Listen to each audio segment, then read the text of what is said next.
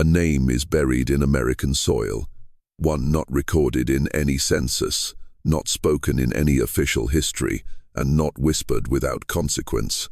The name is Bellroot. If you're hearing it now, it means the veil is thinning, and what comes next is no longer fiction.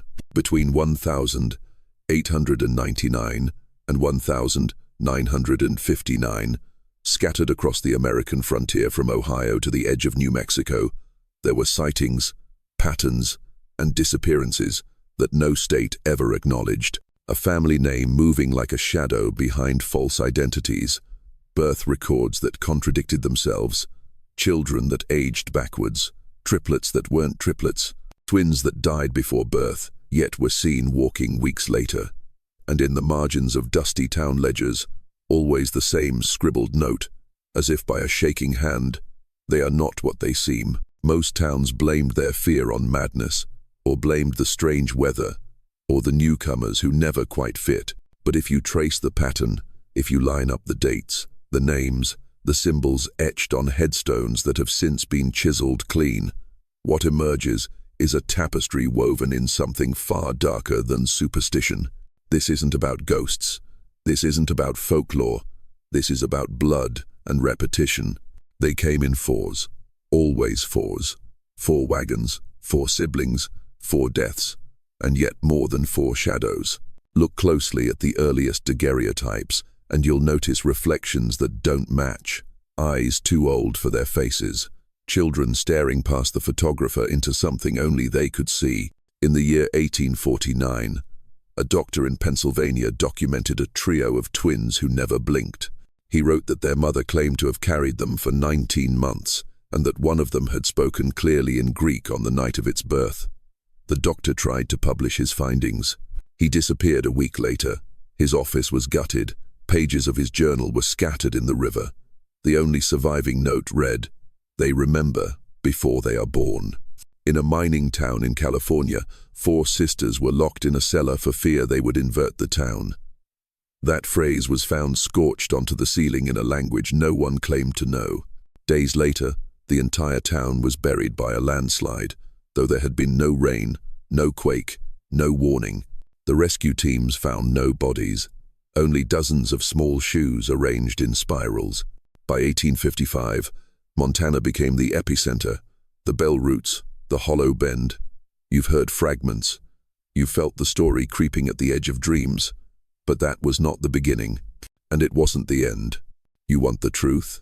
Then listen, not just with your ears, but with the part of you that knows something is wrong with history, that senses every sanitized textbook is a gatekeeping lie. Because the story of the Bellroots, of these children that came from nowhere, is not isolated. It's a pattern, a design, and once you see it, it cannot be unseen. Why were there so many sets of quadruplets between 1,899 and 1959? Why do baptismal records list children who never attended church and yet are named again decades later in entirely different states unchanged? Because they were not born, they were planted. Their identities were manufactured like folklore, but more enduring, self-aware, and most terrifying of all, contagious. I'm not here to entertain you. I'm here to infect you with what you were never meant to know. And now that the name has passed your lips, Bellroot, you have seen the first thread, and threads have a way of unraveling everything. Welcome to the hollowing. Let's descend. Quadruplets, they said.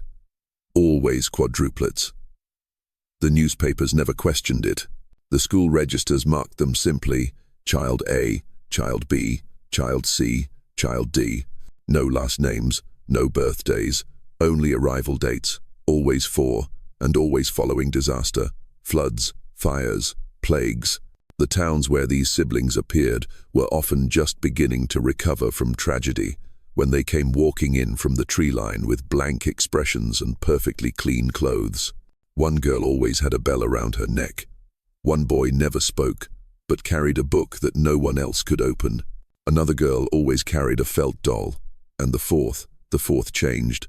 Sometimes a boy, sometimes a girl, but always with a limp, always the last to speak, always the one who looked directly into the eyes of the mayor or the preacher, or the sheriff and said, "You dreamed of us, didn't you?"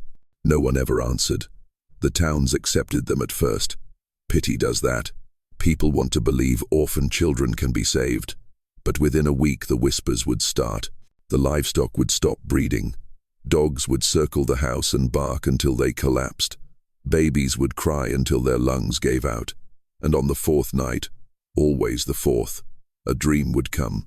A room with no corners, a candle with a green flame, and one of the children standing over your bed, holding your name in their hand like a dead bird. The dreams were dismissed, of course. Folklore, mass hysteria. You'll read the reports. Clergy called in, medical experts, but you'll never find follow-ups, because the towns that let the quadruplets in eventually disappeared. There's a reason you've never heard of Fort Adley, California. It had a population of 900 before their arrival. 4 children arrived in 1881 after a barn fire claimed an entire family. No one asked where the siblings came from. They were simply found. A month later, the town was gone. Not destroyed, not buried, just missing. Surveyors who went looking found nothing but flat grassland. But if you dig deep into Civil War records, there's one odd mention. A Union battalion wrote of crossing a prairie and hearing children singing underground. It wasn't the first time that report surfaced, or the last. Quadruplets, always quadruplets. But here's the truth. They weren't born together. Sometimes they weren't born at all. A pair of sisters in Nevada appeared during a sandstorm in 1859. They were naked, no frostbite. They claimed their brother would arrive after the thaw. The ground didn't thaw until July. And sure enough, in July, a child was found beneath the town's water tower, alive, breathing earth-like air. His skin streaked with runes carved in what appeared to be scripture and soot. He did not speak for 11 days. Then on the 12th, he stood in the middle of town square and uttered a single phrase, "It's our turn to keep the shape." And then birds fell dead from the sky. You have to understand, these weren't just weird kids. These weren't just isolated freak events. This was inheritance, a blueprint passed down, or perhaps sideways through bloodlines that had no beginning and no logical endpoint. Because in the journal of one Reverend Robert Haynes, written in 1894 and confiscated by the Church of the Quakers, he mentions discovering that one of the quadruplets who'd come to his town bore the same 8-finger birthmark as his own grandfather. The child claimed they had shared eyes before. The Reverend was committed to an asylum 3 months later after attempting to baptize himself out of existence. His last drawing was of 4 rings interlocked like a quadrinity, but dripping, melting, as though memory itself was burning through the page. What binds these siblings is not blood, it's not lineage, it's a code, one older than family, a cipher buried in the names we give to things, a virus of identity. You don't adopt these children, you inherit them, or worse, they inherit you.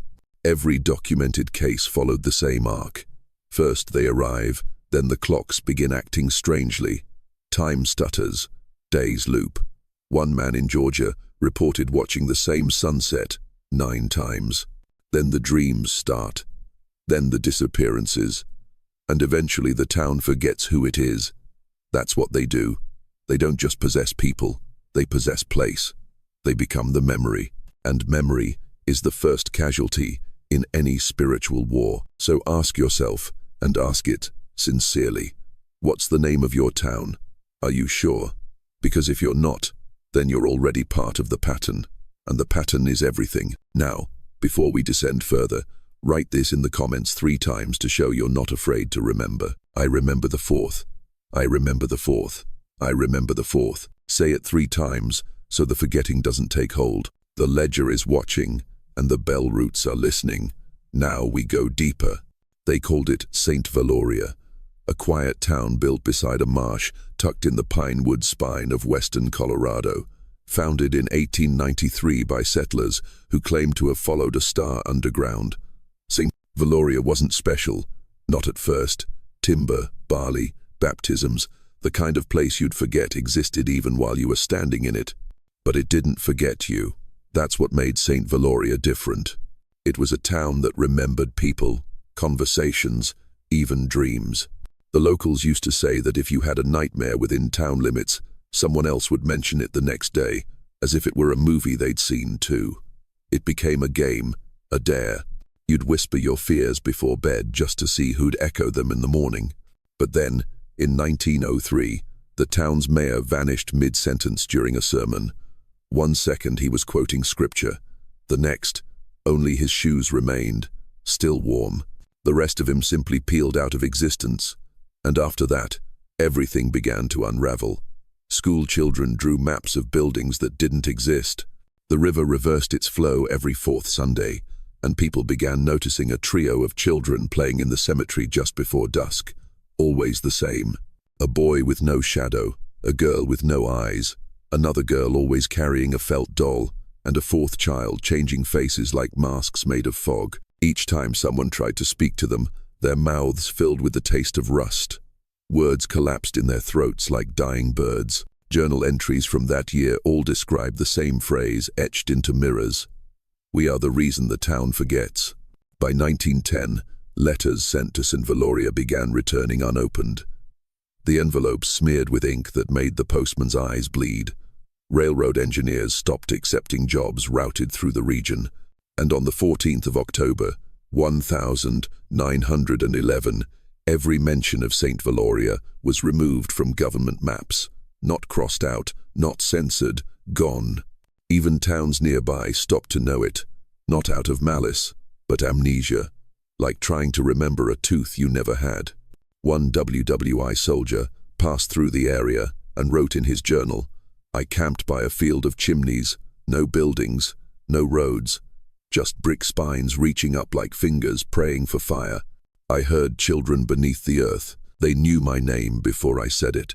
That journal is now housed in a private archive in Texas, not available to the public, not digitized.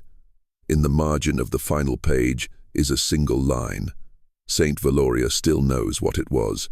That is the real horror. You see, some places are born from geography, but others are born from need. St. Valoria was never just a town. It was a wound, a repository for forgotten things, memories, names, identities, like a lockbox for grief. And the quadruplets, they were the key. 4 children, 4 vessels, 4 threads in the braid of reality. The girl with no eyes, memory. The boy with no shadow, form. The girl with the felt doll, rebirth. And the shifting child, witness. Together, they didn't destroy towns, they unwrote them. And if that sounds impossible, consider this. There are over 2,000 documented settlements in Canadian history that have no surviving maps, no postal records, and no consistent recollections from descendants. Ask a historian and they'll mumble about lost census data, but ask the soil and it'll whisper something far older. They never left. They just stopped being real. Even now, if you drive through western Colorado with no GPS, take a wrong turn off a county road, and ignore the signs telling you to go back, you might find a town square with no buildings, just cobblestone circles. And maybe if the light bends just right, 4 children playing marbles with stones shaped like teeth. Do not speak to them. Do not acknowledge them. And for the love of God, do not ask them what your name is, because they'll tell you. And it won't be the name your parents gave you. It'll be the name that remembers you, the name you left behind when you died last time. And once you hear it, St. Valoria will know you're back. Now say it again in the comments if you can still speak. I remember the 4th. I remember the 4th. I remember the 4th. To forget is to dissolve, and the quadruplets, they feed on the dissolved. In 1892, a man named Dr. Victor Harlan arrived in the village of Stowe Hollow, Vermont. He brought no wife, no luggage, only a large wooden trunk wrapped in chains, and a sealed letter of recommendation from a now defunct medical school in France. The townsfolk called him the Night Doctor because he never left his cabin during the day, and because screams were heard at odd hours, always soft, always young. Most just assumed he was studying illness, but they were wrong. He was studying persistence, not of disease, of children. You see, Doctor, Harlan was obsessed with a question that science had abandoned. Why do some children return in every generation? He claimed there are children who reappear across time, not in the spiritual sense. No ghosts, no reincarnations, no poetic metaphors. Physically, same faces, same names, same behaviors, born to different mothers in different towns, and always after a tragedy. The same 4 children showed up in plague carts in London in 1748, in slave ships crossing the Atlantic, in a photograph taken at the Battle of Gettysburg, where no children should have been, and curiously, in a charcoal sketch found in the debris of the Great Chicago Fire. Each image, each record, always the same features: the eyeless girl with the stitched mouth, the shadowless boy clutching a dead falcon, the girl with the felt doll, and the 4th, the face changer, who never looked the same twice, but always wore the same yellow scarf. Dr. Harlan began compiling them into what became known as the Black Ledger, a book never published, never officially archived, but quoted in hushed tones by trauma nurses and orphanage workers even today. The ledger wasn't just a collection of sightings. It was a doctrine, a theory of ancestral echoism. The belief that traumatic human events don't just scar history, they create loops. Loops that call children back into being, not rebirth, not resurrection, repetition, in hate. In his notes, Harlan writes, "Children are the softest points in time. They are where grief enters the body of the world, and sometimes grief remembers their names too well to let them go." He performed over 27 autopsies on unidentified children between 1,893 and 1,895. Most were found near disaster sites, train derailments, factory collapses, and even the infamous schoolhouse lightning fire of 1,904. Each child had the same 3 anomalies: no fingerprints, irregular tooth patterns with rows forming spirals, and a strange bone behind the left eye socket, like a small curled horn made of black cartilage. He called it the remnant bone. One girl, listed as specimen 18, reportedly sat up on the table mid-dissection and whispered in a voice that was not hers, "You cut the wrong one. The 4th is not in the body." She died seconds later, eyes open, mouth smiling. Her blood never clotted. That's when Harlan knew he wasn't studying individual children. He was studying a phenomenon, a quadriad, a kind of cosmic muscle memory. Some researchers later tried to dismiss his work as the ramblings of a deluded man. But then the ledger was found again, twice. Once, in 1943, buried inside the wall of a burnt-out hospital in Pennsylvania, and again in 2012 in the basement of an orphanage in Alabama, wrapped in a child's burial shroud. Still warm, inside was a list of names, dates, and places. Some names had been crossed out, some not. But one entry appeared in every version of the ledger, no matter when it was found. Hartford, Connecticut, the 25th of June, 1932. The 4th is expected. And do you know what happened that day? A hospital wing collapsed without warning. 41 children disappeared from the neonatal unit.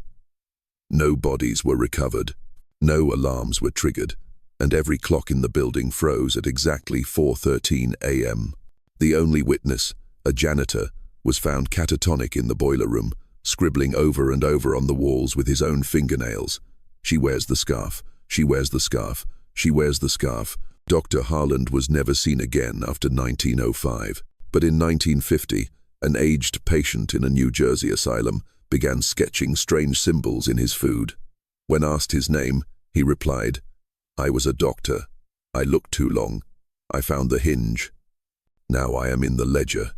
His identity was never confirmed, but beneath his cot, staff found a single page torn from the Black Ledger.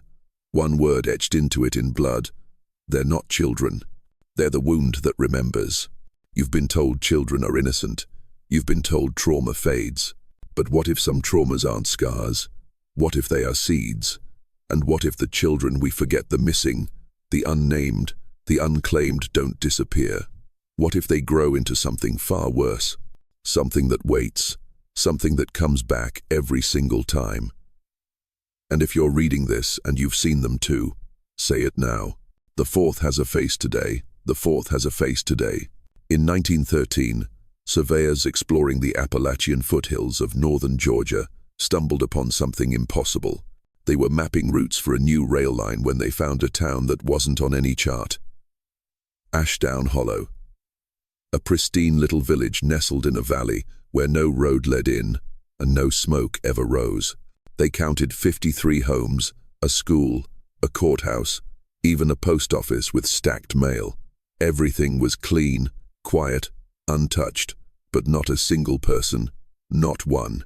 No bodies, no bones, no rot, no flies. Just the sense that people had been there seconds ago. Clothes lay folded on beds. Half-eaten meals sat on tables. Cribs still rocked, and in every house, the same four things.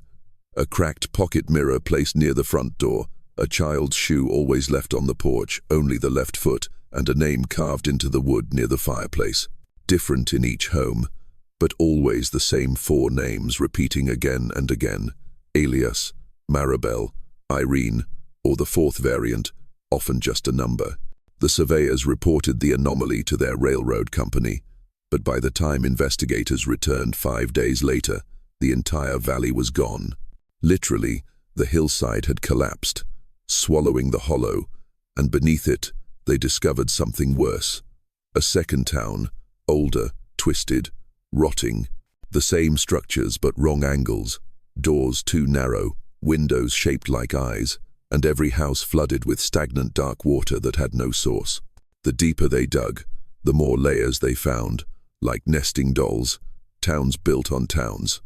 Generations of Ashdown Hollow, each one more malformed than the last. The oldest foundations, estimated to be from 1711, weren't even made of wood. They were made from calcified bone and some kind of fossilized tissue, shaped into bricks. The men who excavated that level didn't return.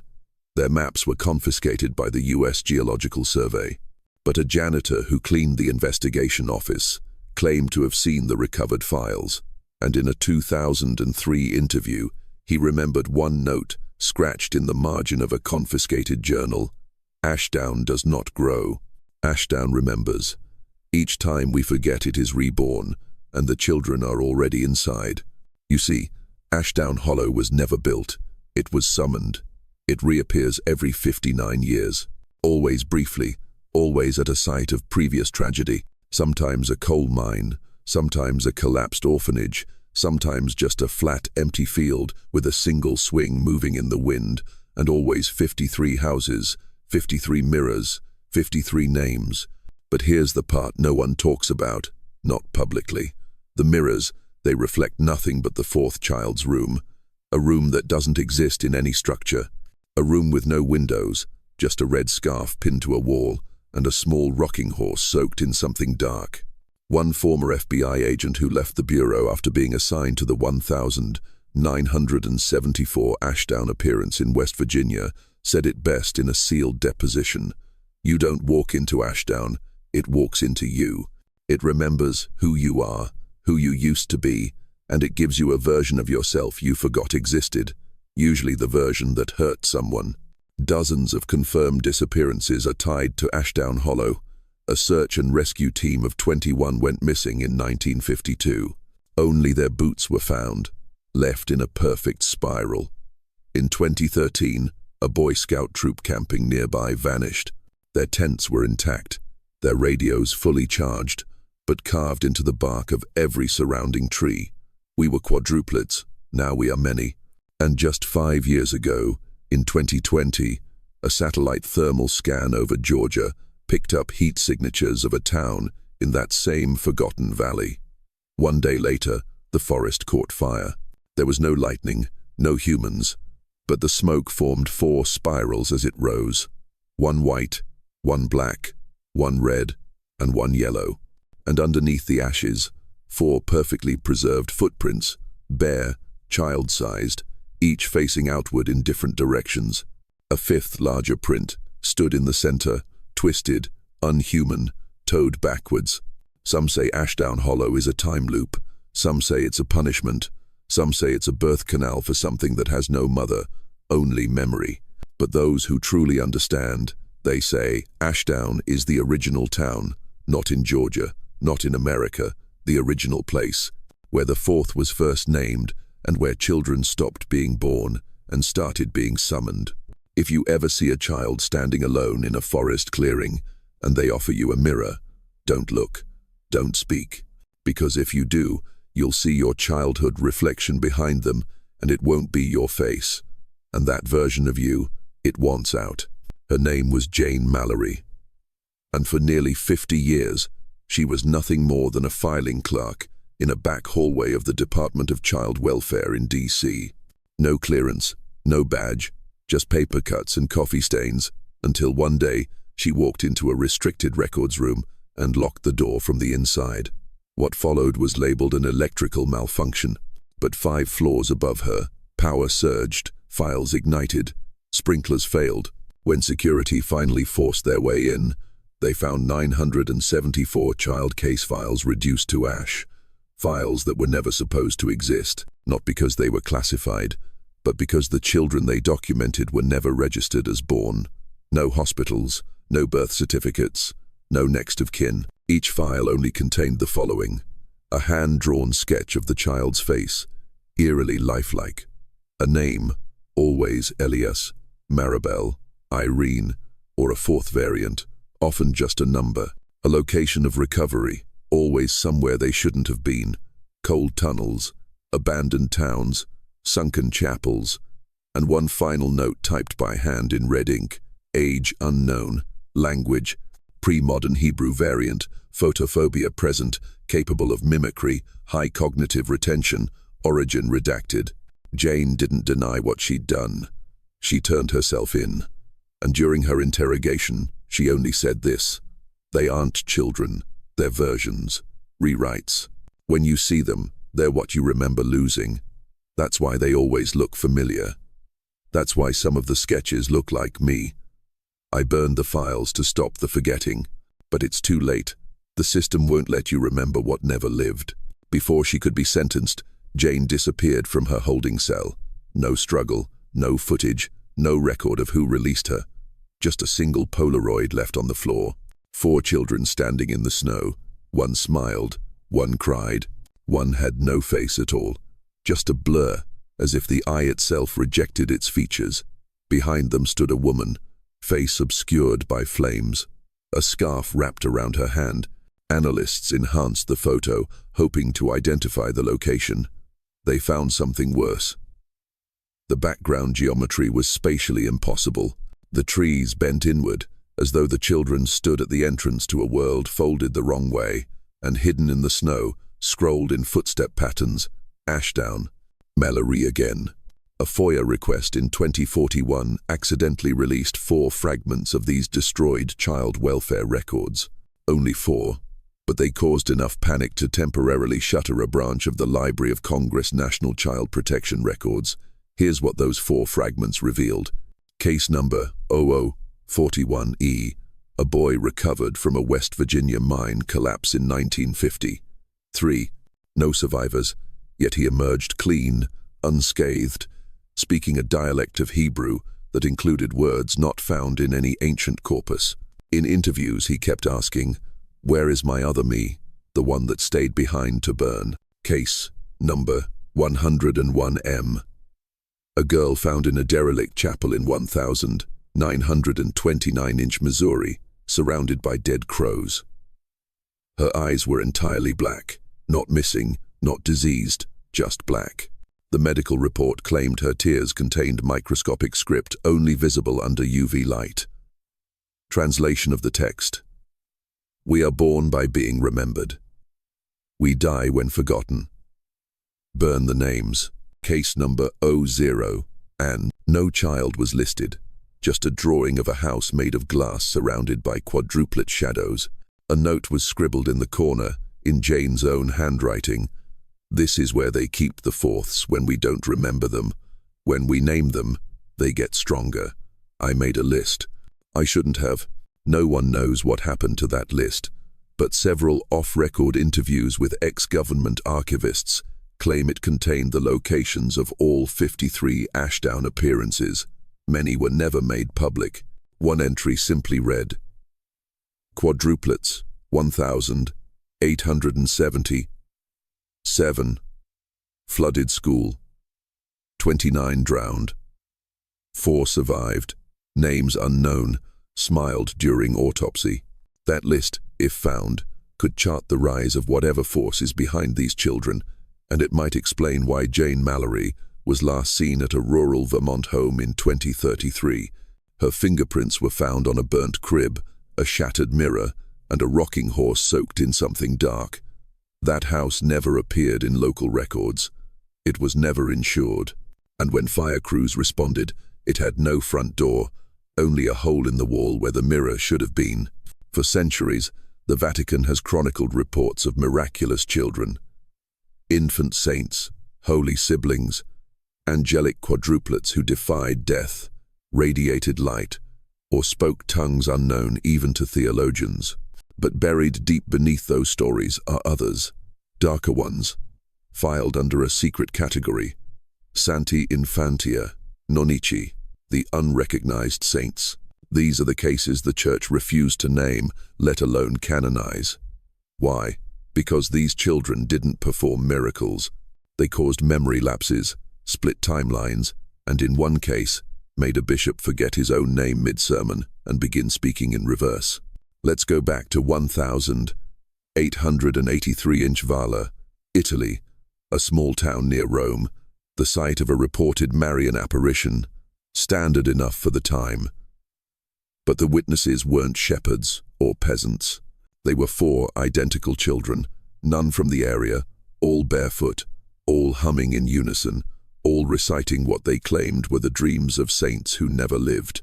Father Giulio Orsini documented the event and submitted a report to the Congregation for the Causes of Saints.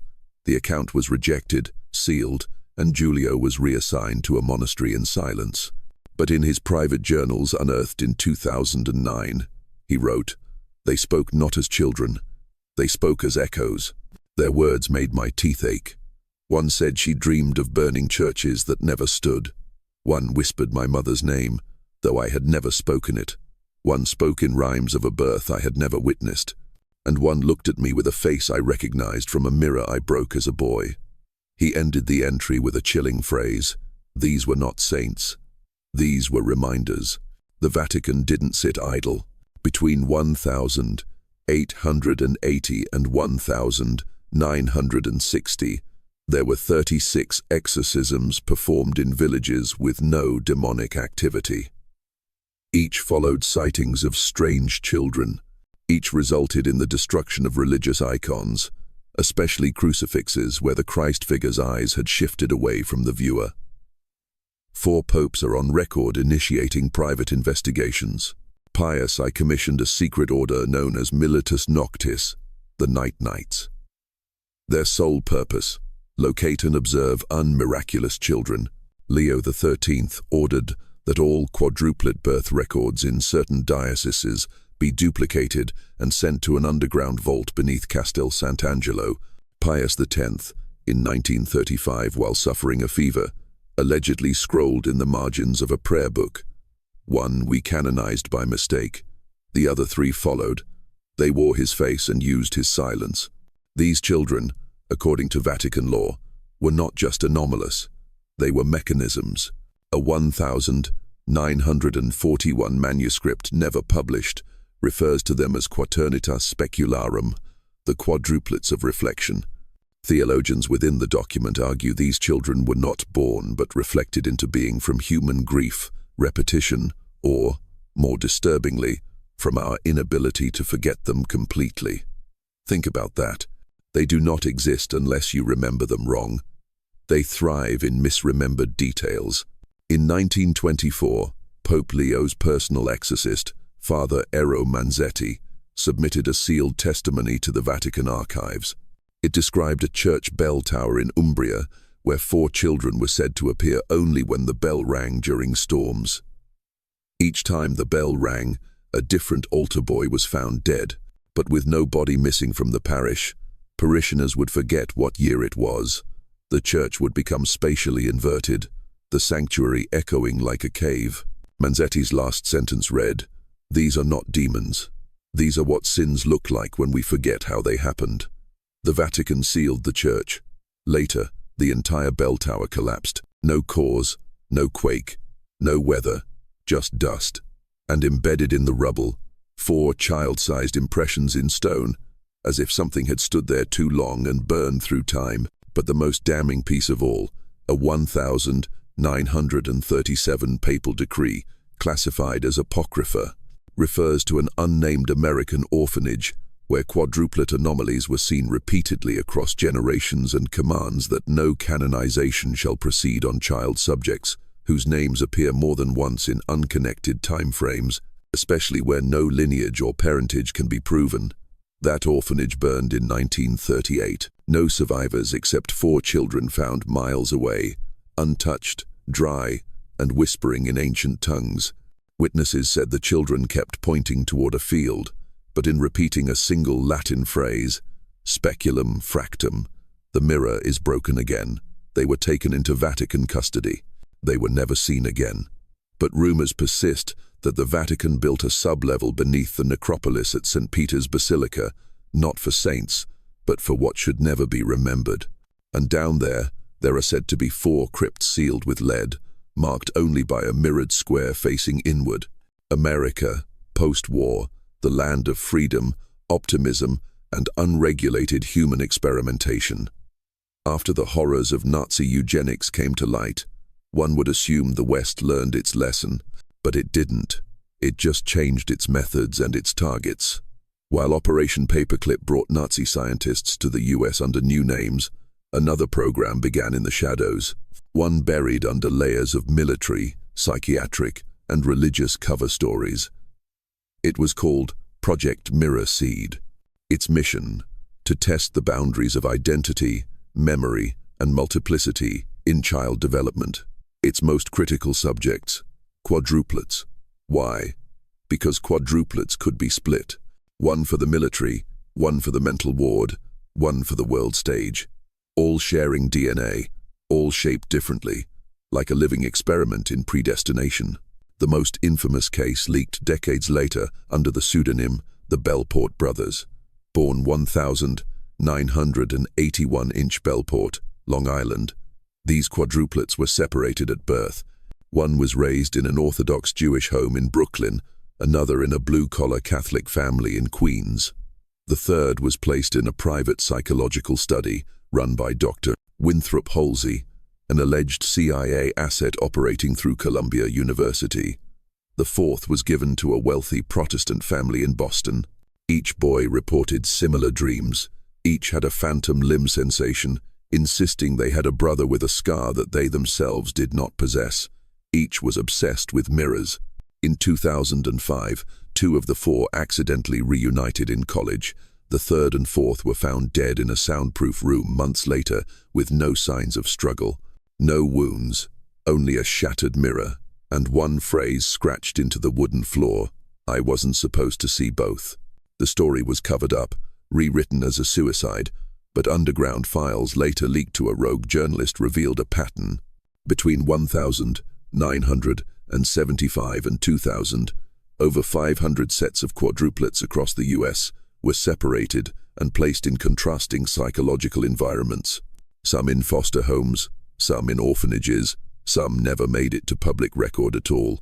Each was monitored, each visited by a social worker who never aged, never changed names, and always wore mirrored sunglasses, even indoors. There were never proper photos, only sketches drawn by the children, always showing 4 figures behind glass. What was the government looking for? Patterns of behavior, proof of nature over nurture? No, they were trying to create fissures, psychological cracks wide enough to break the illusion of singular identity. And in those cracks, they hoped to find something ancient. The classified documents refer repeatedly to a phenomenon termed echo bleed.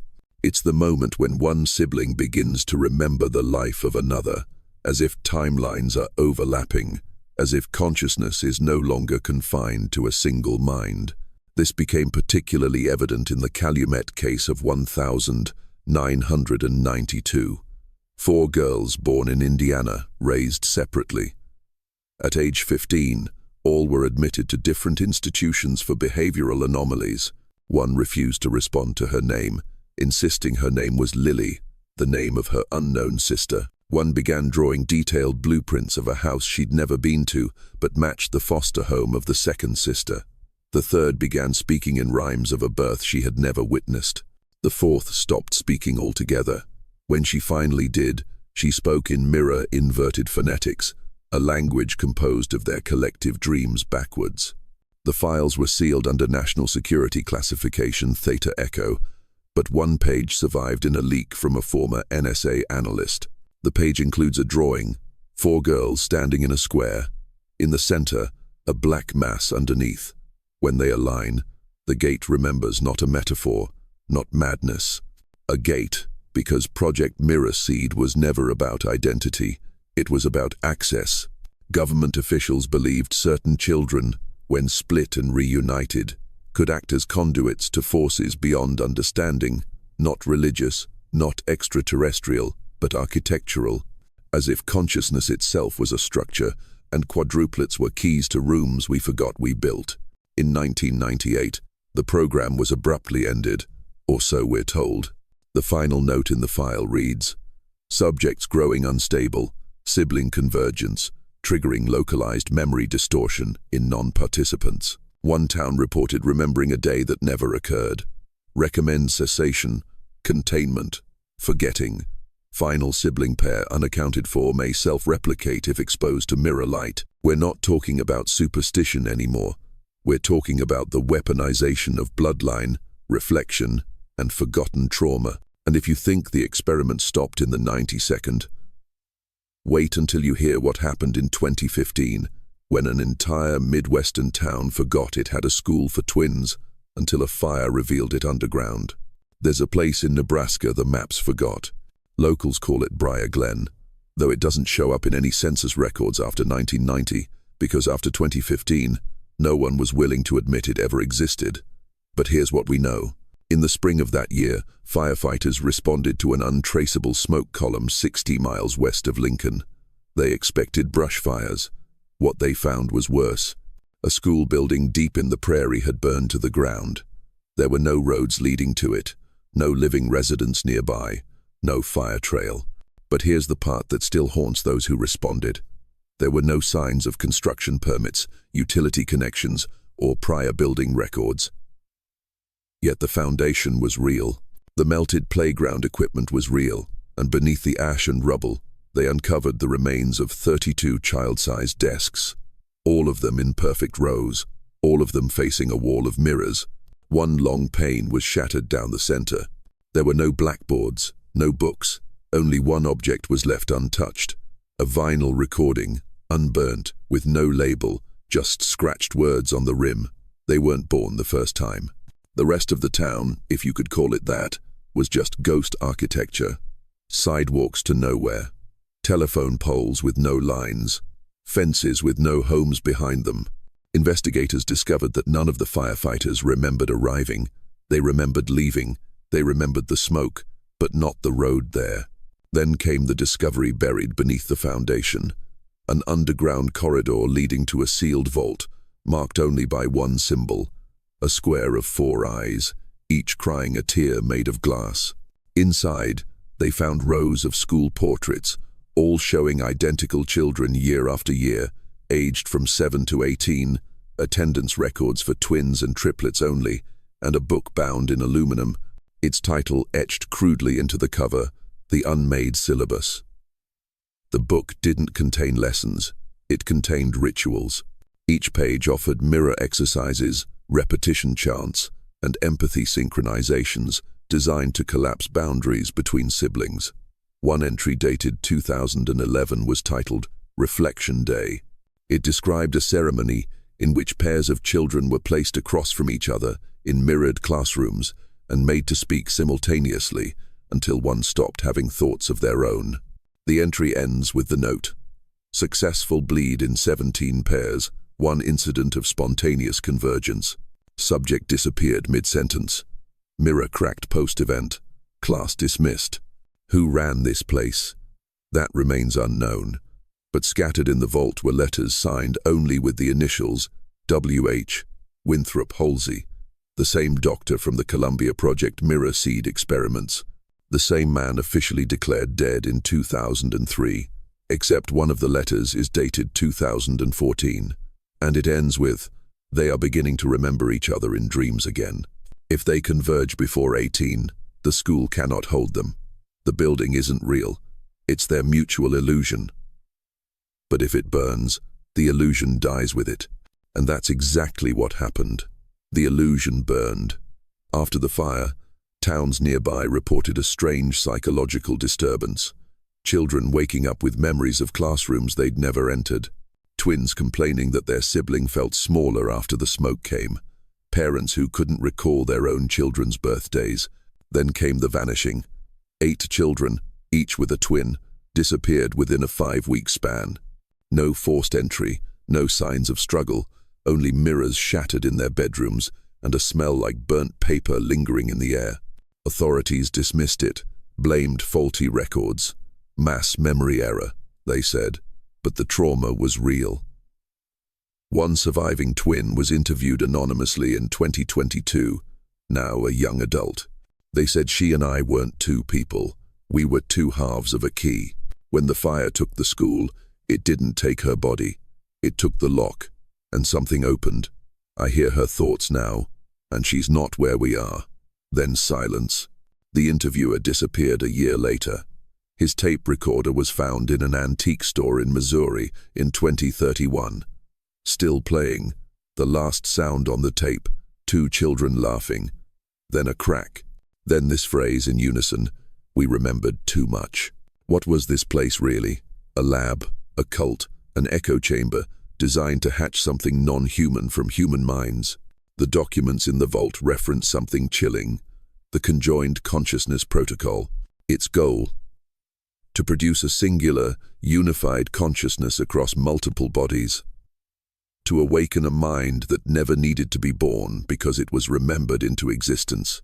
And according to the last page of the syllabus, only the fire can end the dream. But once a child knows they're dreaming, the fire becomes memory, and memory always returns. Understood. The story continues. Location: the Black Ridge Research Complex, an underground government facility in Wyoming, buried under 7 layers of earth and concrete. Officially, it was listed as an agricultural research station. In reality, it was a mirror node experimentation site managed by one man, Dr. Winthrop Halsey. These weren't just tests on the mind. They were attunements, attempts to map and merge consciousnesses, not just thoughts, but instincts, fears, and ancestral memory across genetically identical children. The target? Triplets. Not just because they were rare, but because Halsey believed that when 3 identical minds reached synchrony under stress, they could form a stabilizing triangle of perception, capable of perceiving non-human intelligence without fracturing. One of Halsey's final classified projects, initiated in early 1971, was titled Trident Cognitive Fusion Protocol, number 003. Subject nodes: Enoch, Ezra, and Eli. 3 boys born minutes apart in a controlled birth, supervised by a secretive medical unit of the Department of Defense. Each one was placed in a separate mirror chamber, rooms lined entirely with reflective surfaces, angled to reflect their face thousands of times. In these rooms, the children were trained from birth to speak only when spoken to by their reflection, identify emotion by tone alone, and answer questions simultaneously with their siblings across an intercom. They were never told they were triplets. Each believed he was alone. Until May 29, 1971, when the 3 were finally brought together.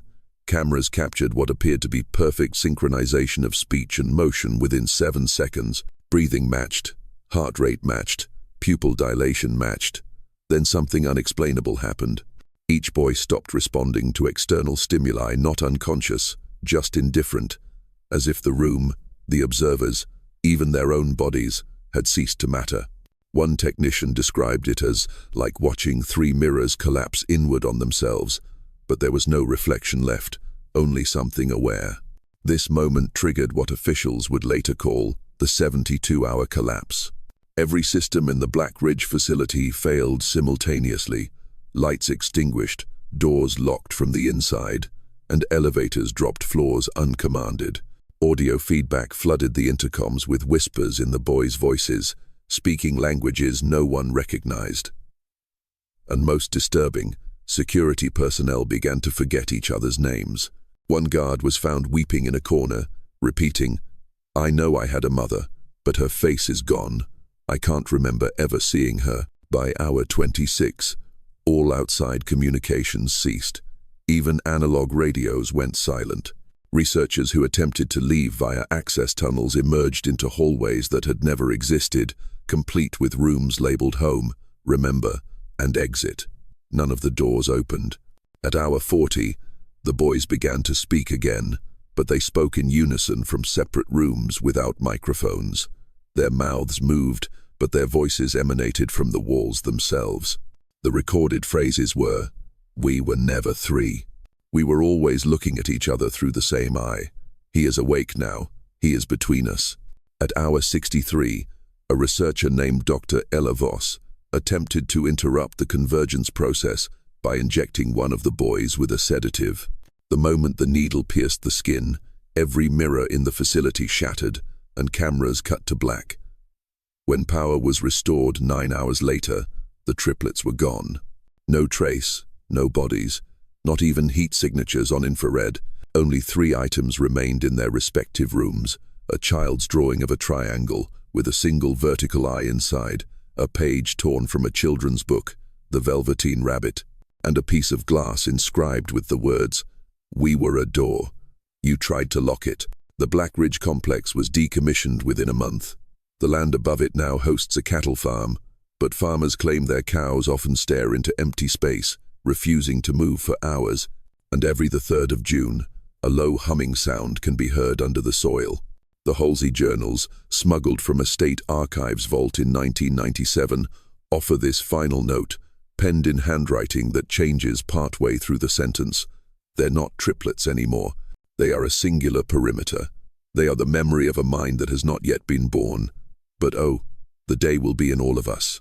This raises the question, what happens when 3 bodies hold the same consciousness, and that consciousness wants to leave the body behind altogether? Noble County, Kansas. A stretch of land so barren locals called it the Silent Belt, and in the center of it, a farmhouse with warped shingles, blackened glass, and a single family whose name no one uttered in town. The Harpers, Joseph and Annabelle Harper, were recluses, never appearing at Sunday service, never going to market, never sending letters or paying taxes after 1907. But what earned them whispered fear was what happened in February of 1911. Annabelle gave birth to quadruplets, 4 identical sons named Jonas, Jonah, Josiah, and Joseph Jr. Not a single midwife was called. No neighbors saw a doctor arrive. And yet, somehow, word spread. One traveling merchant who passed through the region weeks later wrote in a letter, "I swear by God, I heard 4 babies crying in exact unison, same pitch, same rhythm, same pause, like the house itself was crying. Not one child, not 4, just one cry divided." The Harper children were never registered with the state. There were no school records, no photographs, and after 1913, no one saw the parents again either. For 3 years, the house sat in isolation. No smoke from the chimney, no lights in the windows, until 1916 when the sheriff, pressured by state law, made an unannounced welfare visit. He never filed a report, but his deputy, who waited by the cart, claimed the sheriff walked out after 11 minutes, pale and bleeding from one ear, and said only, "They've made peace with it." No further visits were attempted, but odd reports surfaced over the next decade. Livestock went missing from nearby farms, and animal bones were found arranged in precise patterns at the edge of the Harper's property. A mailman quit his route after claiming he heard voices inside the mailbox. In 1923, a violent lightning storm struck the region. When neighbors finally ventured out the next day, They found the Harper house collapsed in on itself as if pulled downward. The Harpers were presumed dead. But the truth unraveled in 1964 when developers attempted to build a grain silo over the ruins. While excavating the basement, workers found a room not marked on any blueprint. No windows, no doors, just a stone floor and 4 identical child-sized chairs carved from what appeared to be bone and teeth. Each chair faced inward toward the center, where a small circular drain sat in the concrete. Around the edge of that drain, carved in rough English, "Sing to stay, stop to starve." But it wasn't just the room. As construction continued, engineers discovered that beneath the house was a hollow cavity 15 feet deep and 40 feet wide. It was filled with human hair, most of it childlike in color and texture. Intertwined in the hair were marionette strings connected to rotting wood hand puppets of 4 identical boys. The puppets' faces were eerily realistic, with glass eyes and mouths sewn shut with fishing wire. Testing revealed no trace of resin, glue, or wax on the puppets. They were composed entirely of organic tissue. Then came the most disturbing discovery. Inside the walls of what had been the living room, hidden behind wood paneling, were growth chambers, each about the size of a child's body, lined with a wet, fibrous mesh of vein-like tissue. In one chamber, workers found a hardened, calcified mass, the skeleton of a young boy fused into the wall. An autopsy determined he had no jawbone. It had never formed. Instead, there was an opening in the lower face, not unlike a vocal sac, as seen in some frogs. It was built to amplify sound, not eat or speak. The coroner's final note read, "I don't think this was a birth defect. I think this was an adaptation." An adaptation to what? That remained unclear until one of the lead engineers, in a fit of obsession, began sleeping at the site. After 2 nights, he awoke covered in children's fingerprints on his back, neck, and ankles. No children had been present. He was found dead on the 3rd night. His face was stretched into a permanent scream, jaws broken outward as if something had tried to pull sound out of him like a rope.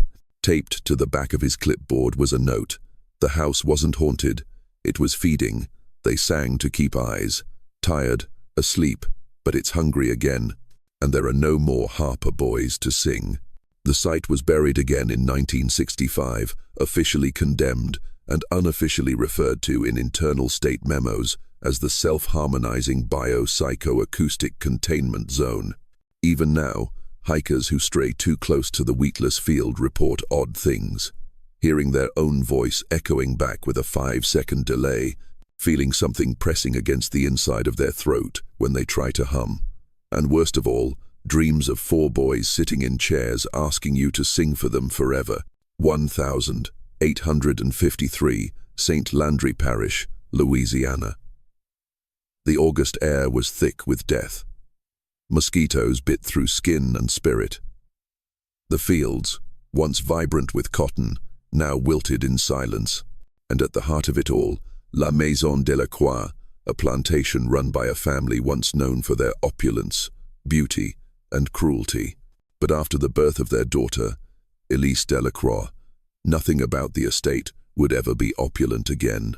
Elise was born just before midnight on the 28th of August, under an eclipsed moon during what the midwife described as a twinned labor. 2 children emerged, Elise and Etienne, her twin brother. Etienne was declared stillborn, pale, silent, and unmoving, but the mother, Celeste, refused to bury him for 3 days. She claimed he was still thinking. When the staff finally buried the boy, Elise began to scream non-stop for hours, only stopping when Etienne's coffin was disinterred and placed near her crib. From that moment, Elise changed. She never babbled like other babies, never spoke her first words out loud. But by 2 years old, she could write fluently, and not just in French, but Latin, Greek, and an unrecognized dialect even her educated father could not identify. And with her writing came visions. She told the house servants about conversations they had had in secret. She described events before she was born, and worst of all, she spoke in dreams, not her own, but others. Slaves reported waking in the night with Elise standing beside them, whispering in tongues that sounded like two voices speaking from one mouth.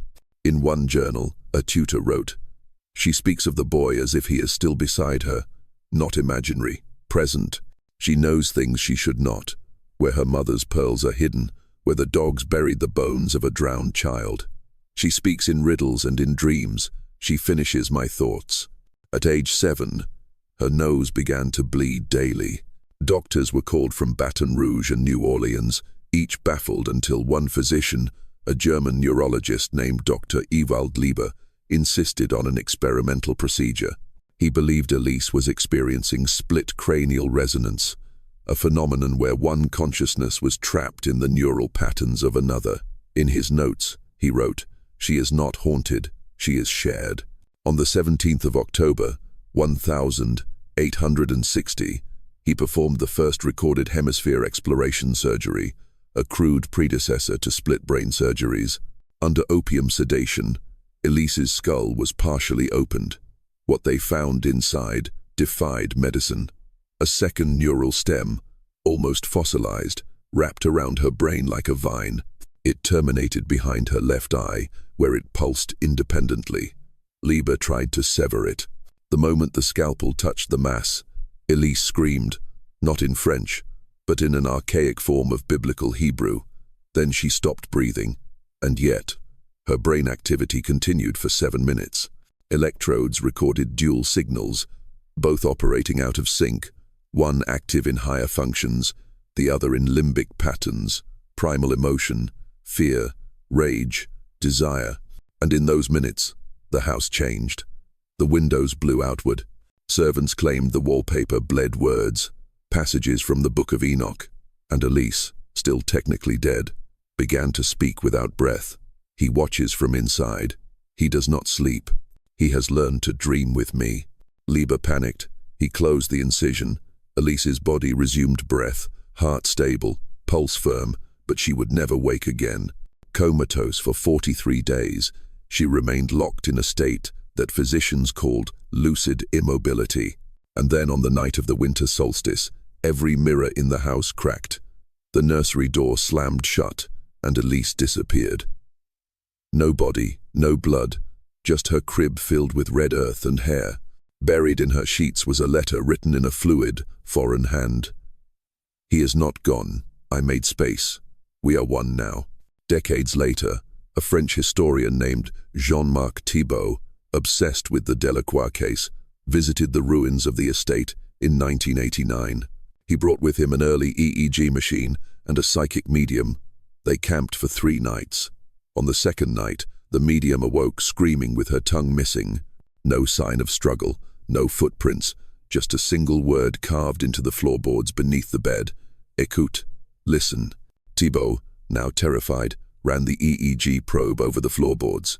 The machine registered faint brain waves, 2 signals out of sync, one stronger than the other. He recorded 45 minutes of electromagnetic interference, which, when converted to audio, produced a sound that paralyzed 4 researchers with fear. A child humming a lullaby overlaid with another child whispering backward. The recording was buried by the French Institute for Paranormal Research until 2011 when it was leaked.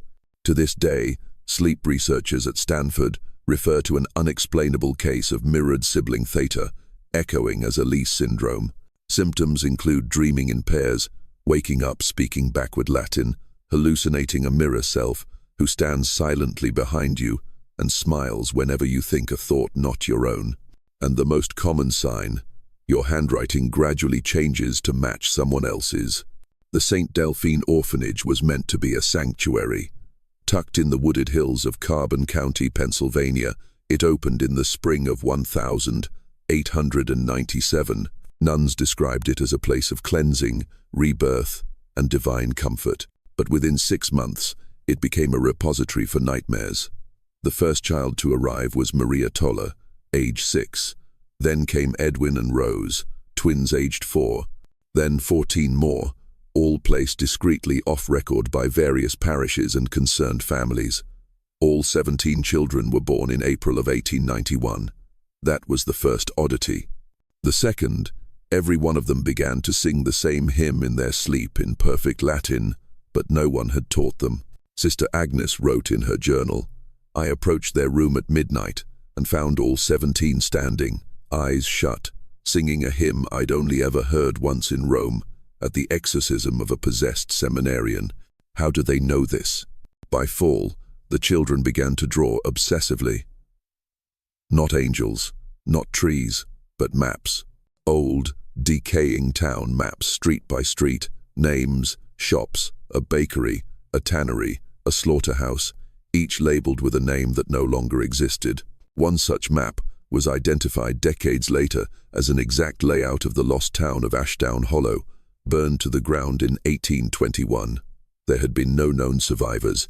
The records were presumed destroyed until Rose, age 5, drew its town charter from memory in a dialect of Pennsylvania Dutch no longer spoken. And then came the deaths.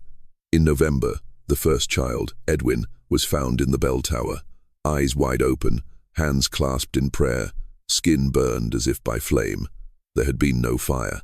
The second child, Julia, began to speak in choked gasps, saying, "Only, we already burned.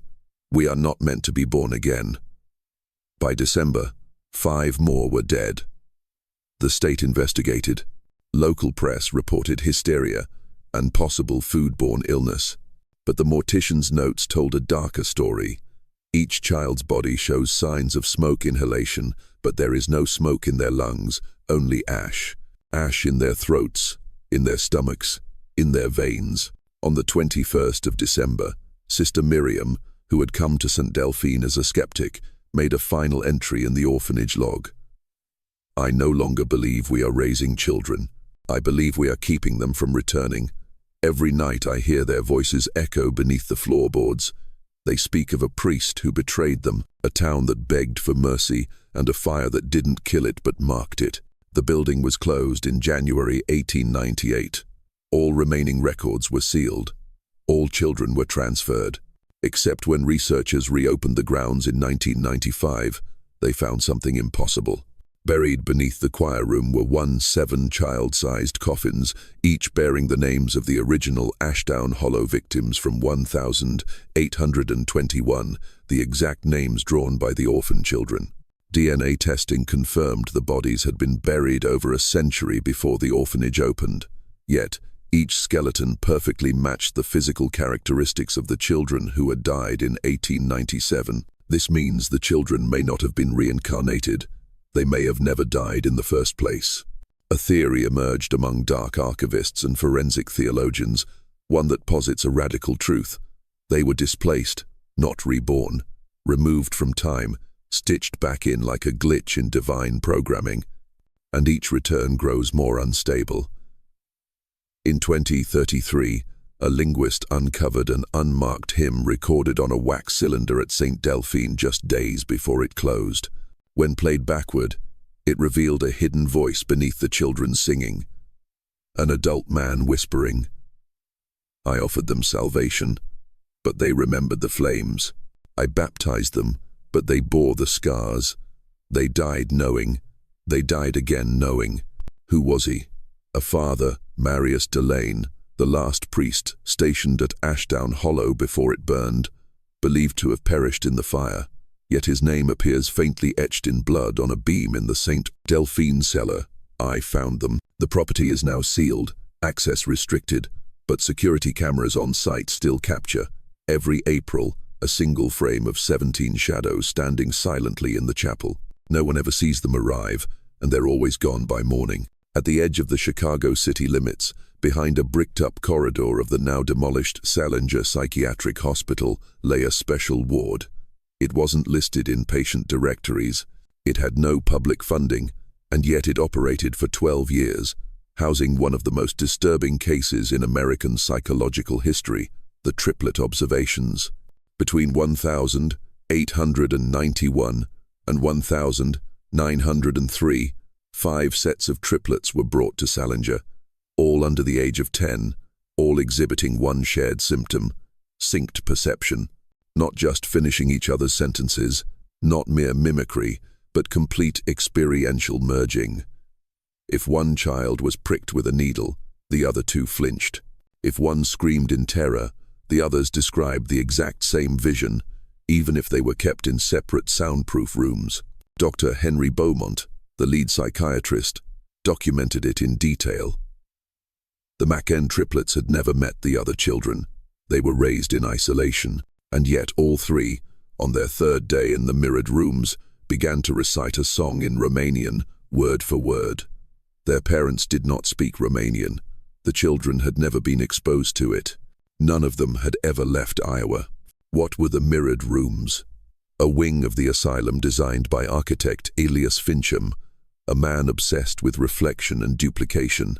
Each room was built with three-way mirrored walls arranged in a perfect triangle. Triplets were placed in separate but symmetrical rooms, each unaware of the other's exact location. But then the drawings began. On day 6, every child in each set drew the same thing.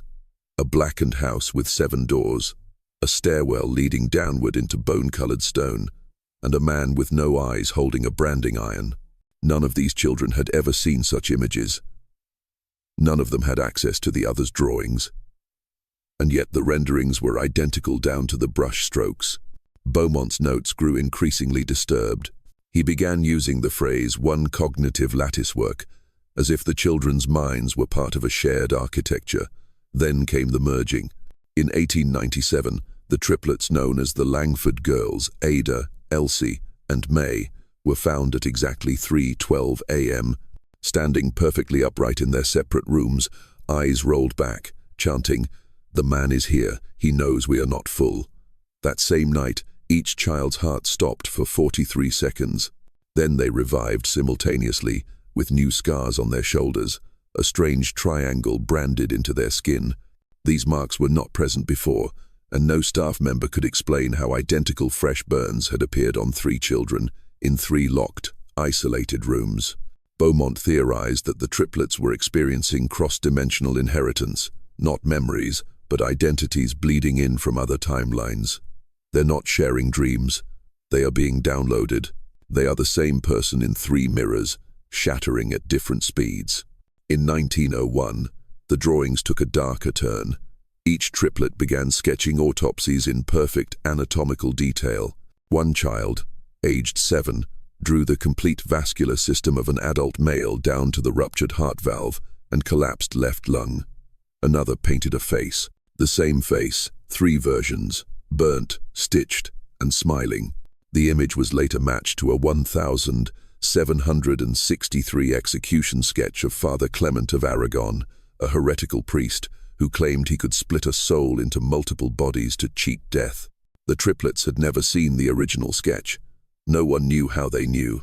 Then, in early 1903, the final triplet set, the Fenn Boys, began to exhibit decay.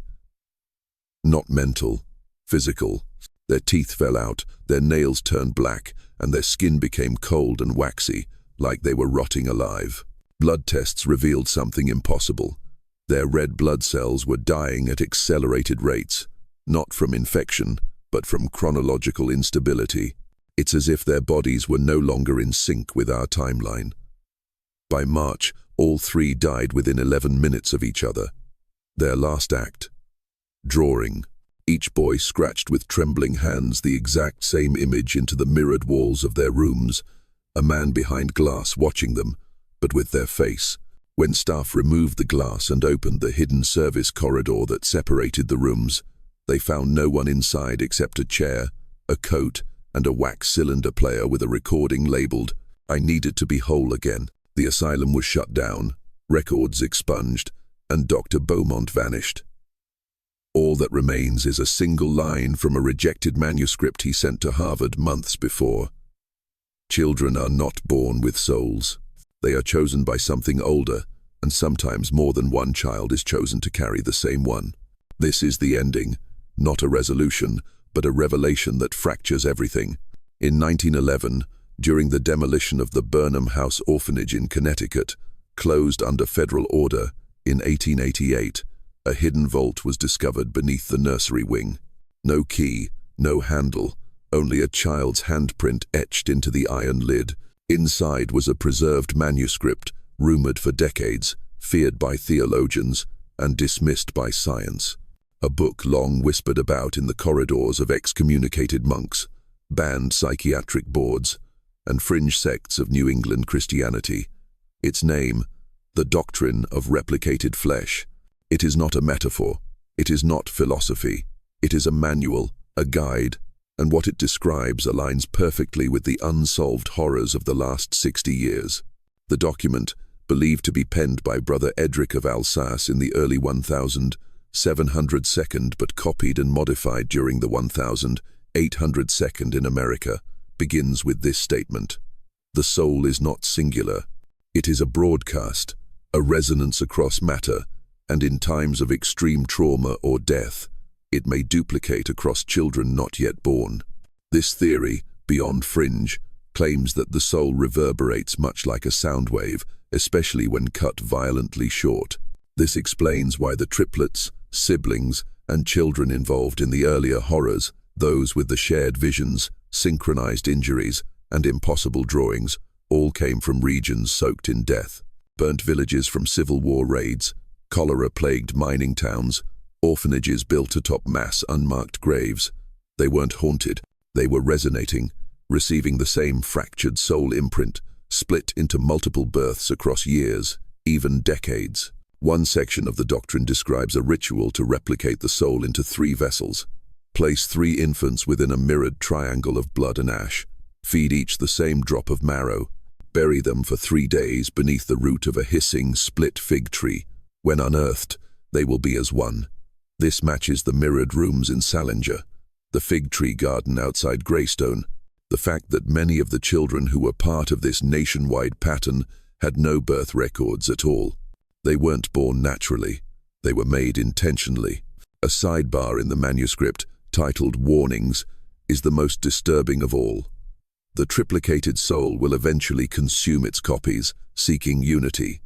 First the flesh rots, then the mind collapses, and when only one body remains, it remembers everything from all.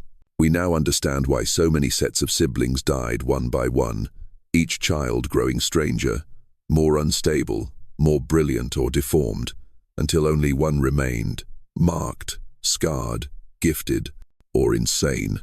And here's where this horror deepens. A census report from 1907, later redacted by federal investigators, listed 31 known survivors from these triplet or sibling experiments. They vanished from public life until in 1928. 6 of them reappeared simultaneously as members of a secret think tank operating out of Princeton, New Jersey. This group was known internally as the Flesh Cathedral. Their work, biogeometry, neurological architecture, artificial consciousness, and child cloning. In 1933, their funding was absorbed by what would become MK Ultra. Yes, the real government program, except its roots traced not to Nazis or Cold War paranoia, but to these children, the ones born of ashes, the ones who drew the same faces, the ones who may never have had individual souls at all. The final page of the Doctrine of Replicated Flesh ends with this note: the children are not the future. They are the vessel through which the past finds form again. Each child lost was not lost. They were resent into many, and in one of them is him. Who is him? No one knows. But in Beaumont's journals, found decades later in an attic in Yonkers, he described a final vision during his mental collapse in 1905. "I saw the triplets merge. I saw a man, tall, made of their faces, stitched in loops, smiling, blinking. He said, 'Now that I remember who I am, I will return.' And then I felt myself drawn into him. Asylums were closed, orphanages renamed, and records burned. But the pattern didn't stop. Even in recent decades, fringe researchers have documented cases of children, triplets, identical siblings sharing dreams, scars, and languages. In Idaho, in Uzbekistan, in rural Kentucky, their drawings are still the same. A stairwell underground, a man made of stitched faces, a mirror that breathes, and the whisper in their sleep, 'We are not full yet. You were never supposed to hear this. This story isn't on the record. The truth isn't in the textbooks, but it's there beneath the ground, in the echoes of abandoned orphanages and shuttered wards.' The question now is simple. How many souls do you think are in you? And if you dream of someone else's death, are you sure it wasn't yours?